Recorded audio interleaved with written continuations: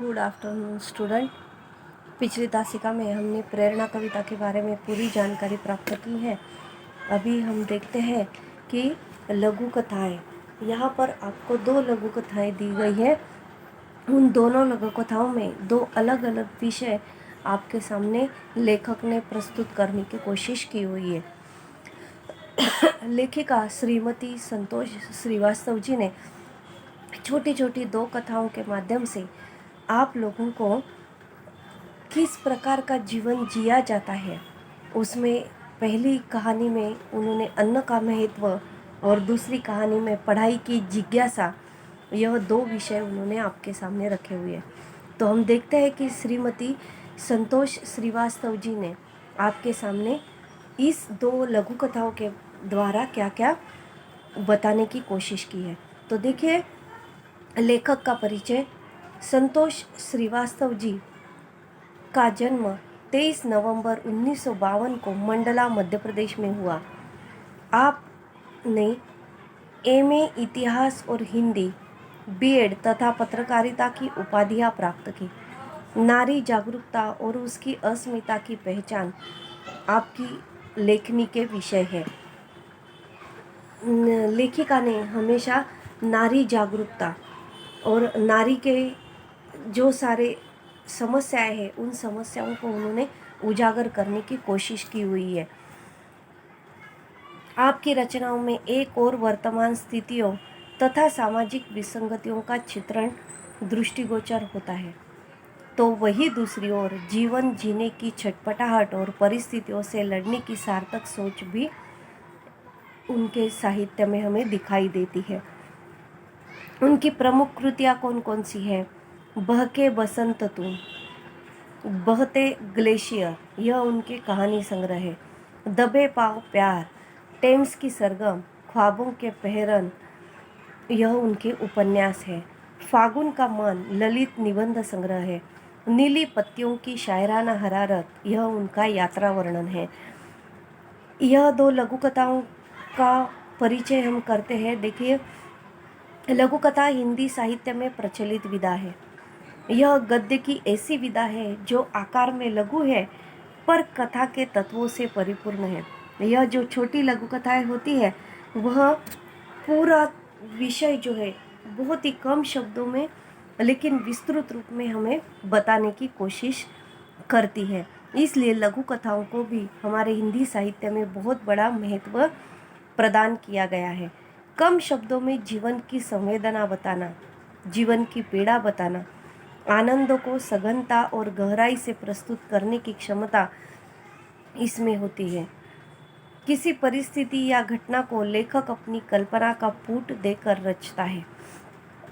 हिंदी साहित्य में doctor Kamal Kishore Goenka, doctor Satish Dubey, संतोष सुपेकर और कमल चोपड़ा आदि प्रमुख लघु कथाकार हैं। अभी यह 2 कहानियों का परिचय करते हैं। पहली लघु कथा है उषा की दीपावली।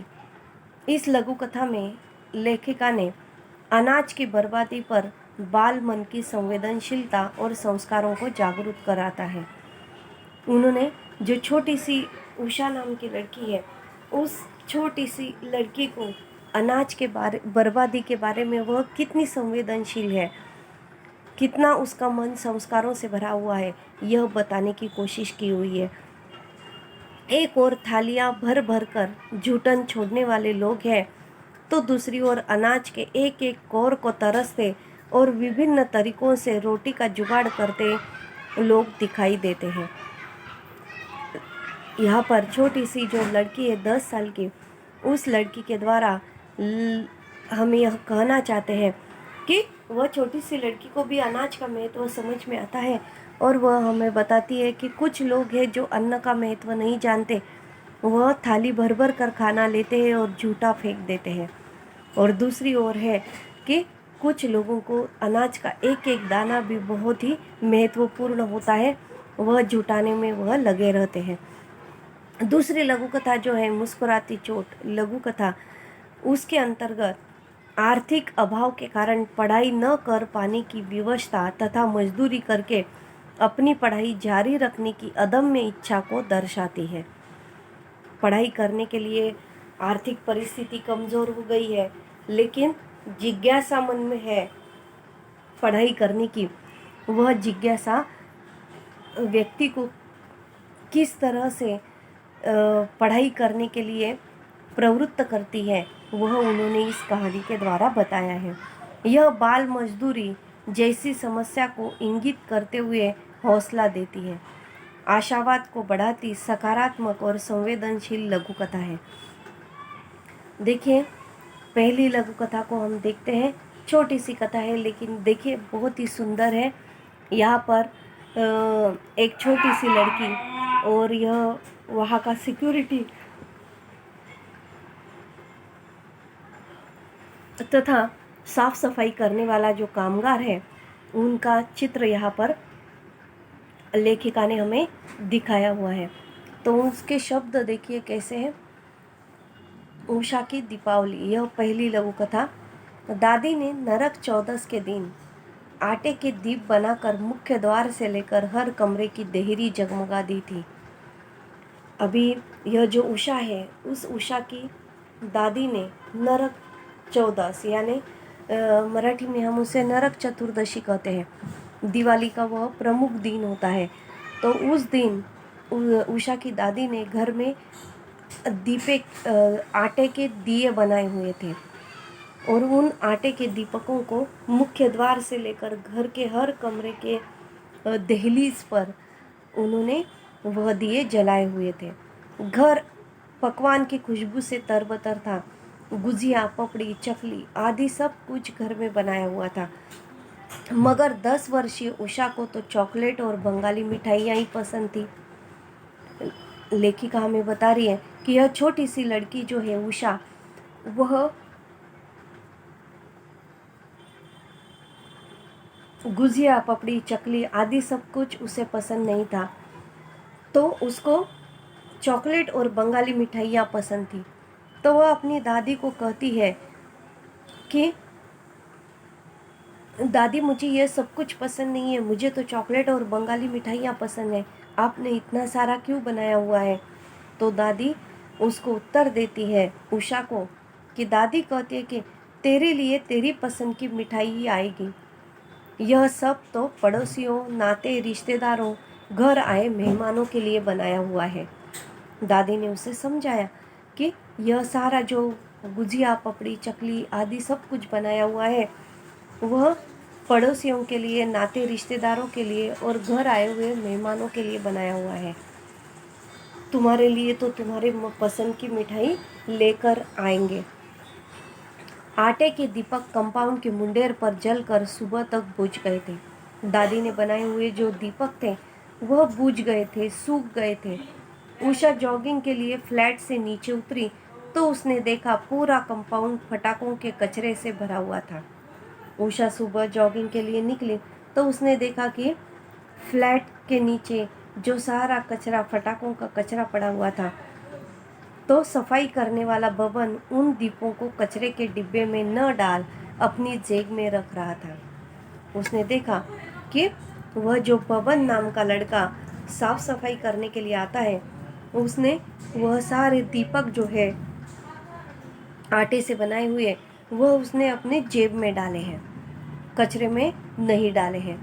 क्रूशकाय बबन कंपाउंड में झाड़ू लगाते हुए हर रोज उसे सलाम करता था। तुमने दीपक जेब में क्यों रख लिए? उषा बबन से सवाल करती है कि हे बबन, तुमने यह सारे दीपक कचरे में क्यों नहीं डाले, तुम्हारे जेब में क्यों रखे? उषा ने उसे पूछा। घर जाकर अच्छे से सेक कर हम खा लेंगे। बबन ने उसे उत्तर दिया कि मैं जेब में क्यों रख रहा हूँ, तो घर जाकर अच्छे से सेक कर हम उन्हें खा लेंगे, अन्न देवता है ना। बबन ने उसे समझाया कि अन्न देवता है, भगवान है, तो हम उसे कैसे फेंक देंगे, तो घर जाकर हम उसे सेक लेंगे और खा लेंगे। बबन ने अपने खीसे निपोरे, उसने अपने खीसे में सारे दिए रख दिए। उषा की आंखें विस्मय से भर उठी। तमाम दावतों में भरी प्लेटों में से जरा सा झूठन टूंगने वाले मेहमान अभी उषा जो है छोटी सी है, लेकिन उसको सारा पिछला चित्र उसके आंखों के सामने आता है और वह सोच में पड़ जाती है कि उसके घर पर जब दावत होती है या कुछ मेहमान आते हैं तो वह लोग क्या करते हैं, खाने को झूठा कर लेते हैं, सिर्फ उसको चख लेते हैं, अच्छा लगा तो खाते हैं, नहीं तो वैसे के वैसा प्लेट भर के खाना कचरे के डिब्बे में डाल देते हैं। उन्हें उसका कोई भी महत्व नहीं रहता है। तो उषा की आंखें यह सारा चित्र देखकर और बबन की बातें सुनकर विस्मय से भर उठी।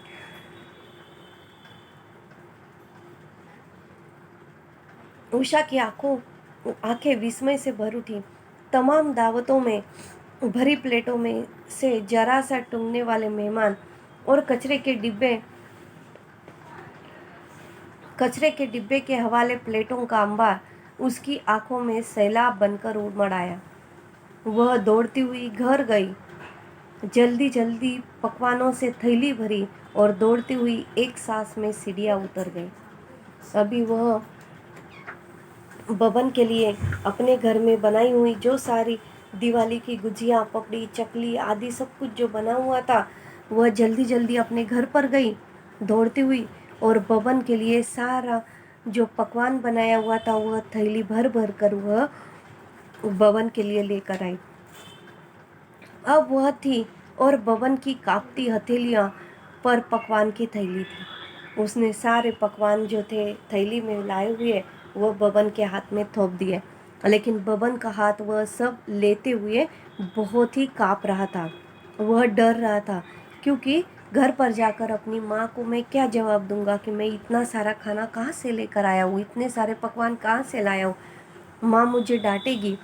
इसलिए वह पकवानों की थैली लेते हुए उसके हाथ काँप रहे थे।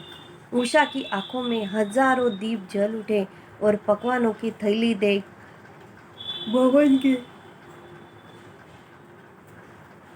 बबन की आंखों में खुशी के आंसू झलक आए और बबन की आंखों में आंसू झलक आए। इतना सारा पकवान देखकर उसे बहुत खुशी हुई कि कभी इतना सारा अच्छा खाना उसने कभी नहीं खाया था और आज उसे थैली भर भर कर सारे पकवान मिल गए।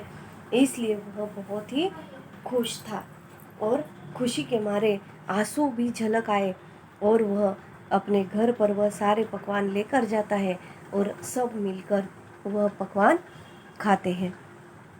इतनी अच्छी तरह से लेखिका ने हमारे सामने एक छोटी सी कहानी के द्वारा और छोटे दो बच्चों के द्वारा हमें अन्न का महत्व क्या होता है, कैसे होता है, वह उन्हें बताने की कोशिश की हुई है। तो यहाँ पर यह पहली कहानी हमारी पूर्ण होती है।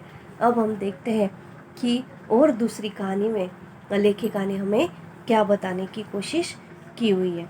तो यहाँ पर अन्न का महत्व समझाने के लिए एक छोटी सी लड़की के द्वारा जो बनाई हुई लघु कथा थी वह बहुत ही सुंदर और छोटे से और आकर्षक शब्दों में आपके सामने लेखिका ने रखी हुई थी। अब देखिए दूसरी लघु कथा हमें क्या बताती है। मुस्कुराती चोट।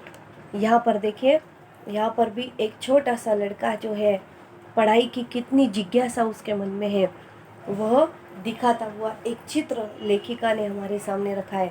अभी वहाँ पर जो तराजू रखा हुआ है वह रद्दी का दुकान है और रद्दी के दुकान में आई हुई पुस्तकें जो है वह पुस्तकें पढ़ने के लिए यह वहीं पर देख रहा है कि यह सारी किताबें यदि मुझे मिल जाए तो मैं बहुत ही अच्छी तरह से पढ़ाई कर सकता हूँ।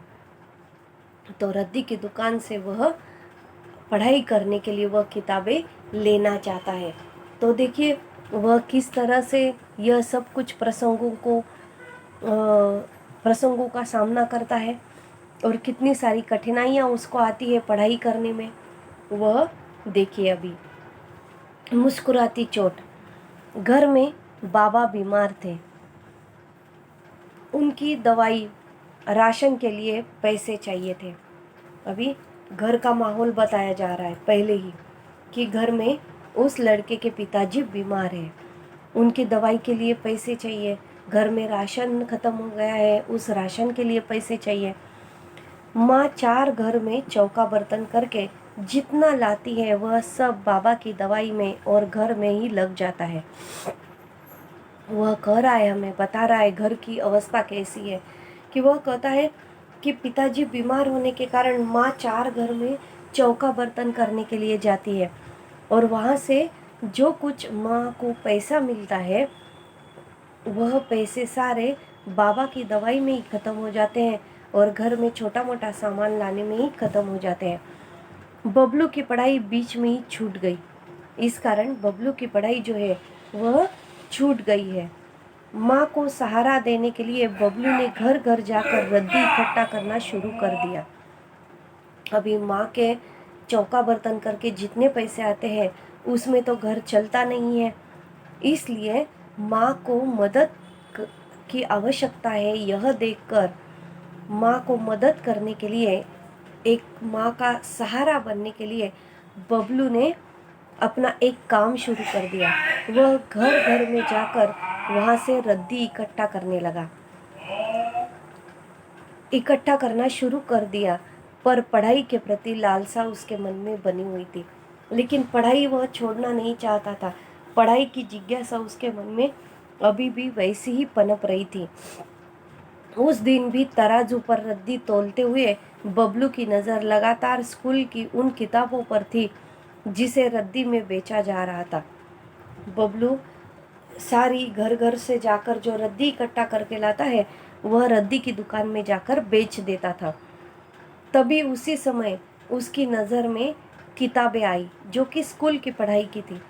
उन किताबों पर उसकी नज़र थी और कोई एक व्यक्ति उन किताबों को बेचने के लिए उस रद्दी की दुकान में आया हुआ था।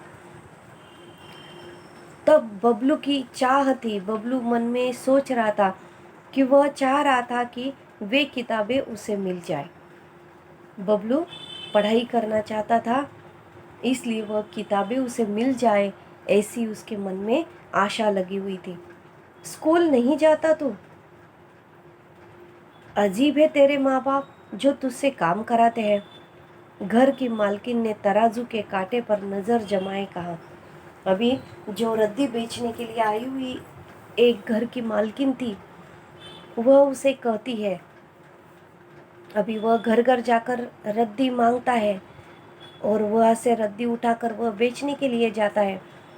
तो जिस घर में वह गया है आज रद्दी उठा लेने के लिए, वहाँ की जो घर की मालकिन है वह उसे सवाल करती है कि तू स्कूल नहीं जाता है? अजीब है तेरे माँ बाप जो तुझसे काम कराते हैं। घर की मालकिन ने तराजू के कांटे पर नज़र जमाए हुए कहा। तभी उनकी कॉलेज के लिए तैयार होती हुई लड़की ने कहा। अभी मालकिन ने तो अजब से सवाल कर दिए है बबलू को कि तू स्कूल नहीं जाता क्या?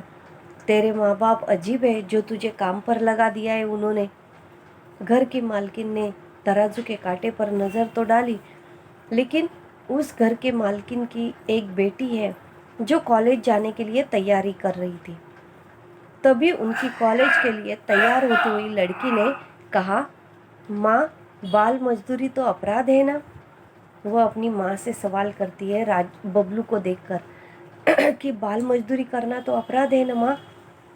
माँ कहती है, हाँ बिल्कुल बेटा, पर अनपढ़ माँ बाप समझे तब ना। बबलू को बुरा लगा।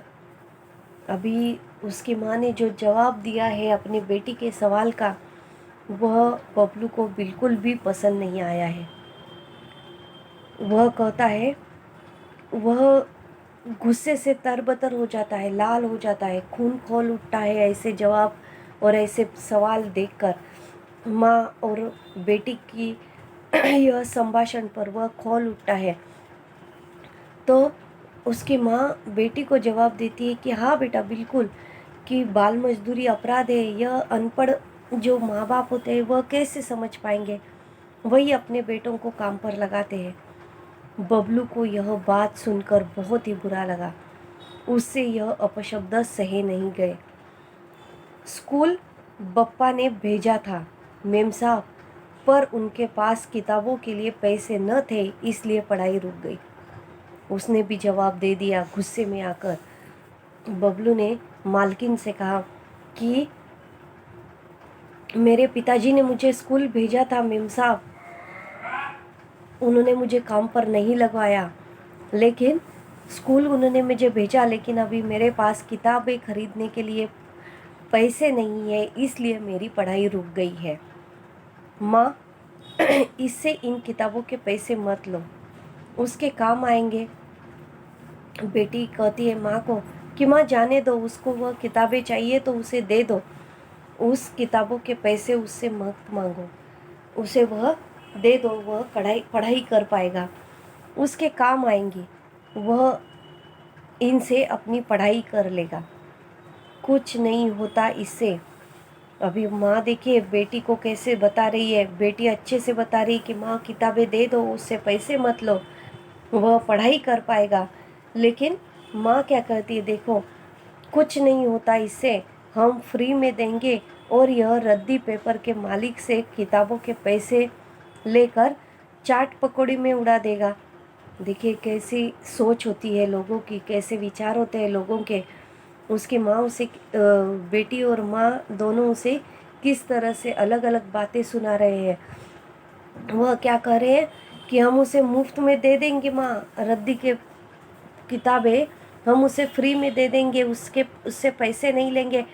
लेकिन वह क्या करेगा, रद्दी के वाले के पास जाएगा और वहाँ से उससे पैसे ले लेगा उन किताबों के, और जाकर वह चाट और पकौड़ी खा लेगा।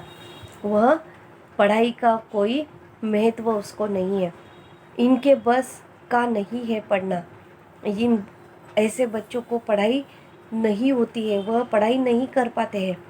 ऐसी उसकी माँ और बेटी दोनों का संवाद सुनकर बबलू और भी खोल उठता है। वह चिढ़ जाता है, उसके मन में बहुत ही गुस्सा आ जाता है। बबलू ने रद्दी के पैसे चुकाए, उनके यहाँ से, उनके घर से जो उसने रद्दी ली हुई थी उसके पैसे उसने चुका दिए और अपना बोरा उठाया और सीधा घर पर पहुंचा। उसने बोरे में से किताबें निकालकर अलग रख दी, फिर बोरा लेकर वह रद्दी पेपर के दुकानदार के पास पहुंचा। दुकानदार ने रद्दी तौल किनारे रखी। पैसे तो बचे होंगे ना तेरे पास? अभी वह दुकानदार उसे कहता है कि मैंने तुम्हें बहुत पैसे दिए थे, अभी रद्दी तो तुम कम लाए हो, इसलिए तुम्हारे पास पैसे बचे होंगे। जा सामने के ठेले से वड़ा पाव और चाय ले आ फिर हिसाब कर। अभी उसने कहा उसे कि जा तेरे पास पैसे बचे हुए हैं, उन पैसों को लेकर तू चाय और वड़ा पाव लेकर आ। बबलू सिर झुकाए वहीं पर खड़ा रहा, क्योंकि उसके पास पैसे तो नहीं थे। दुकानदार बार बार बोलता रहा पर बबलू टस से मस न हुआ। अब दुकानदार से रहा नहीं गया, वह उस पर झल्ला उठा। अभी वह वड़ा पाव और चाय लाने के लिए नहीं जा रहा था, दुकानदार उसे बार बार बोल रहा था, लेकिन बबलू टस से मस नहीं हुआ, वह अपनी जगह से नहीं हिल रहा था। इसलिए दुकानदार भी बहुत उस पर गुस्सा हो जाता है। तब अरे क्या हुआ, जाते क्यों नहीं? बबलू से दुकानदार ने सवाल किया कि मैंने तुम्हें कहा है, तुम जाते क्यों नहीं हो लेने के लिए? तब बबलू उत्तर देता है, रुपए खर्च हो गए सेठ। क्या तेरे पैसे थे जो तूने खर्च कर दिए? अभी वह बबलू को कहता है कि मैंने तुम्हें दिए हुए थे रद्दी इकट्ठा करने के लिए, वह तुम्हारे पैसे नहीं थे, मेरे पैसे थे, तुमने उनको खर्च क्यों कर दिया? क्या किया तुमने उन पैसों का? दुकानदार ने उसको बुरी तरह से डांट दिया। डांट खाने के बावजूद वह मुस्कुरा रहा था, क्योंकि वह बचे हुए पैसों से वह स्कूल जा सकता था। अब वह स्कूल जा सकेगा, उसके पास भी किताबें हैं। वह घर की ओर लौट पड़ा। उसने डांट खा ली और घर पर चला गया, और खुशी इतनी हो रही थी कि पापा ने स्कूल का फीस तो भर के रखा हुआ था, लेकिन किताबें नहीं थी, इसलिए जा नहीं पा रहा था। और माँ के पास इतना पैसा नहीं था कि वह उसे स्कूल भेज सके। अभी आज तो उसके पास किताबें आ गई थी और वह खुशी के मारे फूले नहीं समा रहा था, और वह घर पर लौट पड़ा। घर लौटते हुए रास्ते में वही सुबह वाली मालकिन और उनकी लड़की उसे मिल गई, जिनके यहाँ से उसने किताबें और रद्दी ली हुई थी, जो कह रही थी कि चाट पकौड़ी खाएगा, स्कूल नहीं जाएगा। वही सुबह वाली मालकिन उसको मिल जाती है, उनकी बेटी भी मिल जाती है। उसके हाथ में किताबें देख मालकिन के आश्चर्य का ठिकाना न रहा। अभी तो बबलू स्कूल जा रहा था, उसके हाथ में किताबें थी, तो उसे उस घर की मालकिन को बहुत ही आश्चर्यचकित वह हो गई। उसे सुबह कहे हुए अपने ही अपशब्द उन्हें याद आ गए, जो उसे भला बुरा सुना रही थी सुबह सुबह। वह सारे अपशब्द उसको याद आ गए और अपने ही शब्दों पर अपराध बोध हो आया। बबलू की पढ़ाई के प्रति लालसा को देखकर उसने निश्चय किया कि अब उसकी आगे की पढ़ाई का खर्चा वही उठाएगी। अभी उसको सच पता चला कि नहीं, यह किताबें न होने के कारण स्कूल में नहीं जा पा रहा था, लेकिन अब किताबें मिल ली गई है और तुरंत वह स्कूल जा रहा है।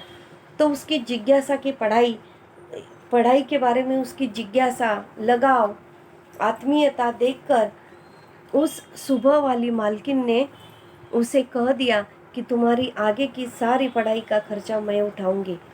बबलू की खुशी का ठिकाना न था। बबलू बहुत ही खुश हो गया, क्योंकि आज से उसे पढ़ाई के लिए स्कूल में जाने का मौका मिल रहा था। आज से वह स्कूल जाने वाला था, इसलिए वह बहुत ही खुश था। देखिए, मजबूरी, परेशानी, समस्या, संकट सभी पर आते हैं, लेकिन उसमें भी रास्ता निकालकर आगे जाना बहुत ज़रूरी होता है। उन संकटों का सामना करके जो आगे चला जाता है, उसको भगवान भी साथ देता है, समाज भी साथ देता है और सारे लोग उसके साथ चलते हैं। तो यही खुशी अब आज बबलू को मिल रही थी। घर में इतनी सारी समस्याएं होने के बाद भी आज वह खुशी के मारे स्कूल जा रहा था। तो संकट और समस्याओं को हम ठुकरा तो नहीं सकते, लेकिन उसका सामना करके हम आगे जा सकते हैं और आगे जाकर ही हमारा उद्दिष्ट हम साध्य कर सकते हैं। इसलिए कभी भी कोई भी संकट और समस्या आए तो उस पर विजय प्राप्त करके आगे बढ़ना, यही मनुष्य का धर्म है और वही हमें करना चाहिए। यह इस कथा के द्वारा, एक छोटे से बबलू के द्वारा लेखिका ने हमें बताया हुआ है कि जिज्ञासा होनी चाहिए, लगाव होना चाहिए, आत्मीयता होनी चाहिए और आगे बढ़ने की उम्मीद हमारे बीच होनी चाहिए, तभी हम लोग आगे बढ़ सकते हैं। तो यहाँ पर यह दोनों कथाओं के द्वारा लेखिका ने हमें अन्न का महत्व और पढ़ाई का महत्व समझाने की कोशिश की हुई है। दोनों लघु कथाएं बहुत ही सुंदर और कम शब्दों में बहुत सारा ज्ञान हमें प्रदान करती है। तो अभी यहाँ पर यह दोनों कथाएं तो हमने पूर्ण की है, लेकिन अभी इसके नीचे पेज नंबर 7 पर जो स्वाध्याय दिया हुआ है उसको ज़रा देखिए। इस स्वाध्याय में लेखिका ने आकलन के लिए कुछ प्रश्न दिए हुए हैं। दावत में होने वाली अन्न की बर्बादी पर उषा की प्रतिक्रिया बताइए। अभी उषा ने जो बताया कि दावत जब होती है तो लोग जूठन अन्न प्लेट भर भर कर फेंक देते हैं, उसे जितना चाहिए उतना नहीं लेते हैं और वेस्ट कर देते हैं। अन्न का महत्व वह लोग नहीं समझते हैं, उन्हें कीमत नहीं है।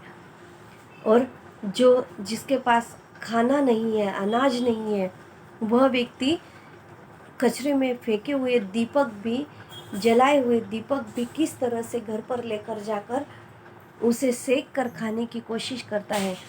यह इस छोटी सी उषा के द्वारा लेखिका ने हमें बताया हुआ है। संवादों का उचित घटनाक्रम लगाइए। रुपए खर्च हो गए मालिक, स्कूल नहीं जाता तू, अजीब है। अरे क्या हुआ, जाता क्यों नहीं? माँ, बाल मजदूरी अपराध है ना। अभी इन वाक्यों को आपको सीक्वेंस में लगाना है, उचित घटनाक्रम में लगाना है। शब्द संपदा देखिए। समूह में से विसंगति दर्शाने वाले कृदंत और तद्धित शब्द चुनकर लिखें। मानवता, हिंदुस्तानी, ईमानदारी, पढ़ाई, इसके अंतर्गत कृदंत तद्धित शब्द कौन से हैं? यह आपको व्याकरण में हो चुका है, इसलिए वह आपको सॉल्व करना है। निम्नलिखित वाक्यों में आए हुए शब्दों के वचन परिवर्तन करके वाक्य फिर से लिखिए। अभी वचन परिवर्तन करना है। पेड़ पर सुंदर फूल खिला है। अभी एक वचन है, पेड़ पर सुंदर फूल खिले हैं। यह अनेक वचन का परिवर्तन हो जाता है। तो इस प्रकार यह सारे उदाहरणों को आपको वाक्य परिवर्तन करना है, उसका वचन परिवर्तन करना है। एक वचन में दिया हुआ है वाक्य, तो आपको उसे बहुवचन में, अनेक वचन में करना है, और बहुवचन में दिया है तो उसके आपको एक वचन में उसका परिवर्तन करना है। नेक्स्ट है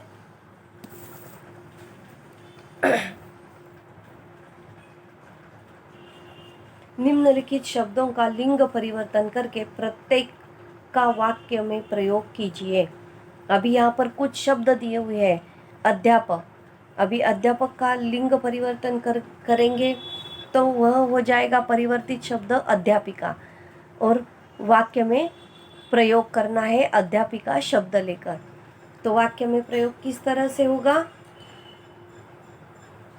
आज हमारी कक्षा में अध्यापिका उपस्थित है।